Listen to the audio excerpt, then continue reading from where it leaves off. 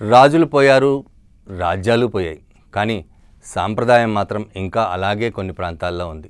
ముఖ్యంగా రాజస్థాన్ ప్రాంతంలో ఈ సంస్కృతి సాంప్రదాయాలను ఇప్పటికీ పాటిస్తున్నారు. దాదాపు 65 సంవత్సరాల తర్వాత రాజస్థాన్ కేర్వాగఢ్ సంస్థానానికి మళ్ళీ పట్టాభిషేకం జరిగింది.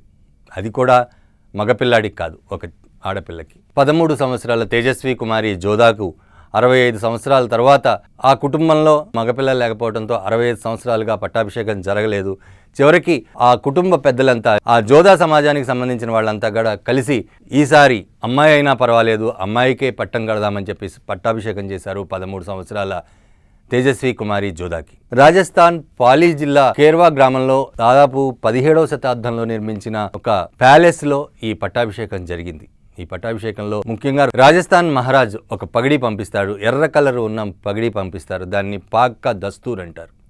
పాగ్గా దస్తూర్ అంటే అక్కడ ఏమైనా అశుభం జరిగితే, ముఖ్యంగా ఈ పట్టాభిషేకం జరగడానికి కారణం ఏంటంటే అప్పటిదాకా పాలిస్తున్న వంశానికి ఎవరైతే పెద్ద ఉంటారో వారు కనుక చనిపోతే వారికి సంబంధించిన పెద్దవారిని ఆ పట్టాభిషేకం చేయడం జరుగుతుంది. రాజస్థాన్కి సంబంధించిన మహారాజ్ పగిడి పంపించడం జరుగుతుంది.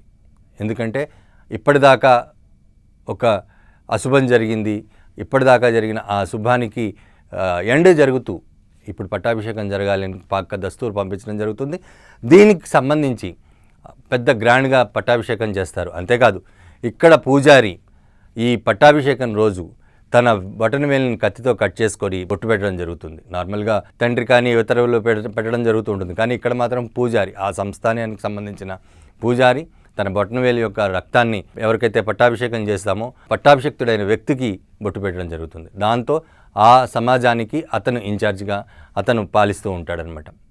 ఇప్పుడు 65 సంవత్సరాల తర్వాత ఇన్ని సంవత్సరాలుగా మగపిల్లలు లేకపోవటం, ఆ సంస్థానంలో ఆ వంశానికి మగపిల్లలు లేకపోవడంతో ఏం చేయాలో తోచని పరిస్థితుల్లో ఆ సమాజం కొట్టుమిట్టాడుతుండగా హరివంశం ఎవరైతే ఈ తేజస్వి కుమారి జోధా తండ్రి ఉన్నారో ఆయన చనిపోయిన తర్వాత ఇక తప్పదు అన్నట్టు ఆమెకు తప్పదా లేకపోతే ఇప్పటికైనా మనం మారదామా అన్న ఆలోచన ఆ సమాజానికి వచ్చిందో తెలియదు. కానీ 13 సంవత్సరాల ఈ తేజస్వి కుమారి జోధాని మాత్రం పట్టాభిషేకం చేశారు. ఇక మన ఆడపిల్లలు ఉన్నత శిఖరాలకు అధిరోహించాలి అనే ఉద్దేశం కూడా ఈ సమాజానికి వచ్చిందని అనుకోవచ్చు. అందువల్లే ఆమెకి పట్టాభిషేకం చేశామని కూడా వాళ్ళు చెప్పడం జరుగుతోంది.